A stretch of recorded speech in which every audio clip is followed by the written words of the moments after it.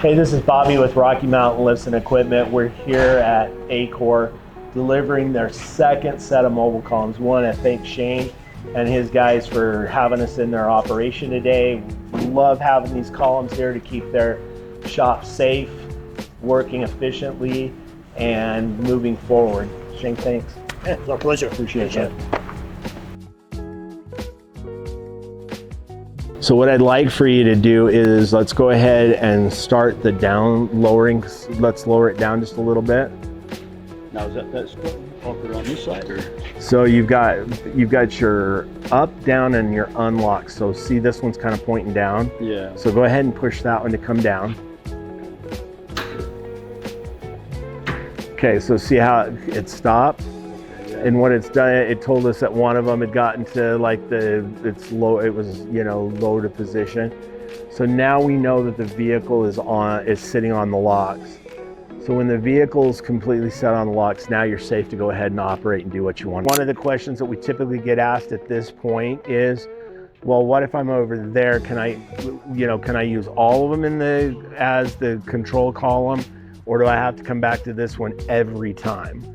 And that's always a good question, okay? The answer to that question is no. Any one of the columns in our group can be the operational column. And the way to change that is you go to the column that you're at. So what we have to do is we have to use one of the function keys. The up's a function key, the down's a function key, and the unlock is a function key, okay? I prefer to use the unlock button as the key to change it, but you can use whichever one you're comfortable with, okay? But what we're gonna do is we press the function button, you hear that click. So what that's doing is that's telling all of the columns that this is now the control column, okay? So see how this is all lit up? We walk back over to this column that we started at again, are all grayed out. That means it's not the operational column. So any one of the columns in the group can be the function column, okay? All right. So now the next question is, how do I get it back? How do I get it off? It's locked, won't let me go down. So what do you think the process is to be able to come down? So you push it, unlock it first. Now, one of the things is sometimes the columns will lock out at different spots or something like that. One, we noticed that it said one of them was kind of at a different spot. So what we're gonna wanna do is always first is go up a little bit. So the up lets us get to where, and we were pretty short there a minute ago. So you can see how much higher we are now and that. So, and you'll get comfortable with where you're at as far as, you know, what height you want. You may want them at different places, spots and stuff. The guys that asked about support stands are nice because you can take it, lower it down. So what you're gonna do is, like you said, you're gonna do that unlock button, you're gonna start down. So now it's coming down, it started that. You're gonna count maybe 3 or 4 in your head so that you know all of them have had an opportunity to get past the lock. You can't just straight go back to, you know, down cycle because it will just stay locked, okay? Now, one of the things that you hear, that little audible click after we do stuff, the system will go through somewhat of a little bit of a reset occasionally. So when you start to do an operation, if you stop in the middle of it really quick or something like that, it's generally a good idea to go ahead and give it a couple of seconds before you go to do anything again. One of the other things that's nice fun, so you have 3 different safety systems that's in there. You have an electronic, you have a mechanical, and you have the hydraulics. Stertil-Koni inverts their cylinders, unlike all of our competitors. And the reason we do that is because of the fact that it gives you guys a better blowout protection, okay?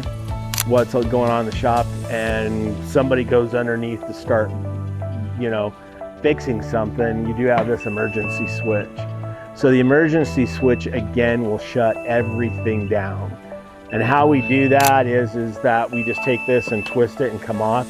Now what's it telling us to do? Okay, now it's cleared itself, cleared that system, and you're back where it'll operate again, okay?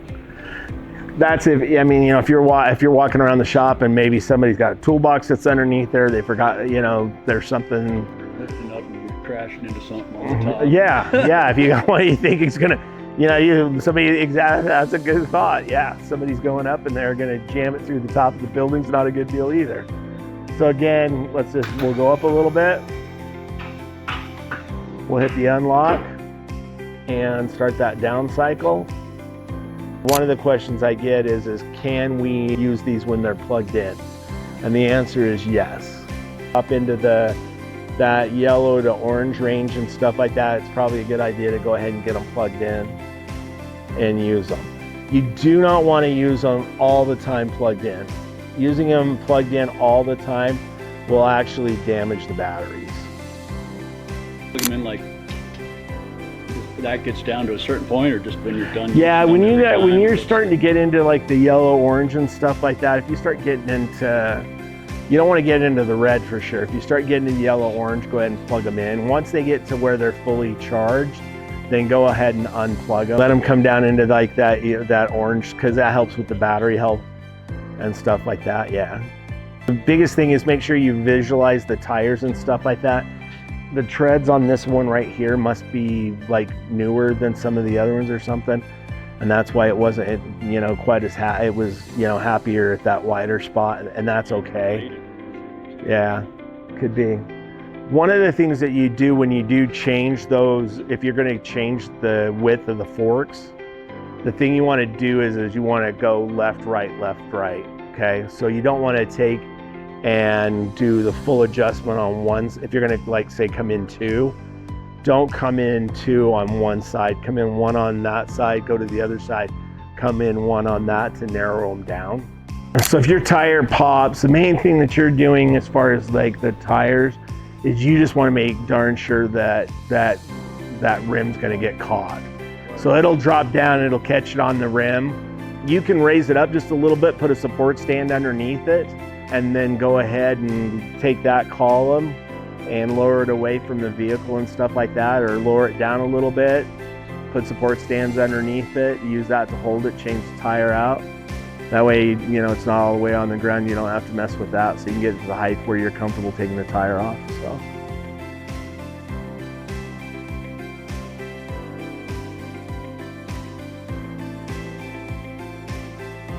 Use them in pair mode, okay?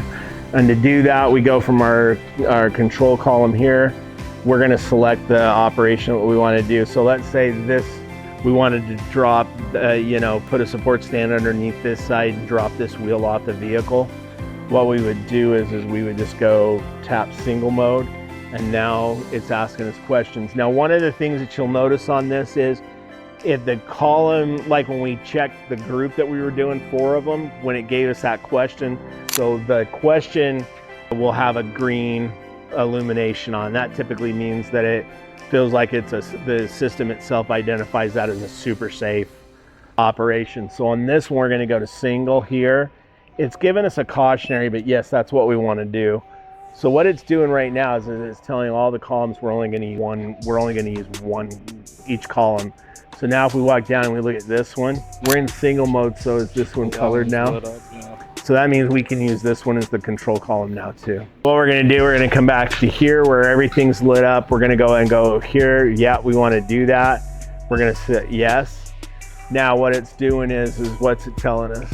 First column of the pair has been selected. Select pair on the second column of the pair. If we're gonna pair them, do we wanna use this one and the one in the corner over there?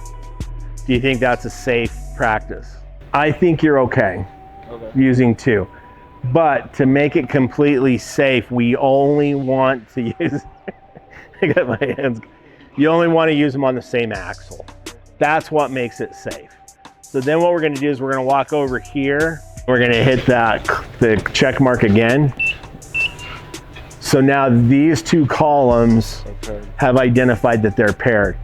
Now, if we were using 6 columns, we'd have to go to the next set, the next axle that we wanted to pair together, and then it'll automatically, because it's not asking us to do that because we only have 4. So if we were using 6, we'd have to go to the next column and identify the first column, then we go back to the other side on the axle and do that one. Now there are times where you guys may want to do this. Let's say you get a truck in here and it's loaded. and you want to drop whatever's in the back of the truck out of it before you start to work on it or whatever. Typically, I imagine you guys are gonna dump the bed before it gets in here to that point, but there are some points where you may need to. And that's what you would use that for. So we can kind of come up off of that, but now this is not our control column. It's gonna let it, okay? So see how it came up a little bit? These stay here. Right. So now on our height gauge, if it feels unsafe and it feels stupid to you, it's probably stupid. So don't do it. But now, so how many inches are we here? We're 46. Okay, how many inches are we back here? 43. Okay, so now what we're gonna do is we're gonna do our unlock and we're gonna bring this back down to 43 because the columns do not, as far as they're concerned right now, this is flat. It's sitting on the ground flat. So we can take this and we can go back into paired mode and lower this down. But then when that axle hits the ground, it's gonna shut itself off. Okay, so you can... It shuts all of them off once that It does. And then you're gonna have to come back in, you're gonna have to put this in paired mode to operate so that you can bring these down and get them flat on the ground again. So what we're gonna do is hit our unlock. Do you wanna let me know when we get to 43? Good. Okay, so now we're at 43. We heard that locking gauge. So now what we're gonna do is we're gonna go back into all mode. We're gonna click here. Is that really what you wanna do? Yes. So it's gonna ask you questions before it changes any portions of the operations on it, okay? Is you can change the lowering speeds. So you tap this, and where are we at now? 25. Again, if you're going to use a lot of times the companies will actually use the axle and stuff like that. You could change that speed. The other thing is we're going and we're starting to put it back up. When we're starting that back up again, we go to that 25 speed, raise it, use it slower to come up and get it into the spot that you want it, and then re-engage it. So.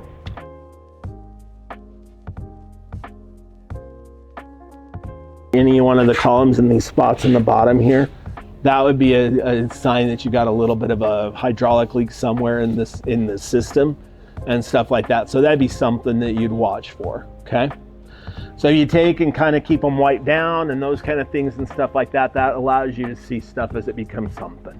And do your walkarounds. I mean, it's easy to skip that. Yeah, it's okay. I've lifted it before. That looks all right. You're gonna get to the point where where, on the forks on different trucks and stuff like that, when you do them over and over again, you'll have that mental note in the back of your head. Oh, when I'm doing this size truck, I'm 2 in or 1 in, 2 in, those kind of things and stuff. But do your safety checks when you get to that 24 inches and stuff like that. Look at it. Look at here. You get them up in the height and stuff. You can kind of look at the tire. Does that tire look okay? Does it look like it's deflated a little bit? Is there something going on with it? Just use those kind of safeties as well.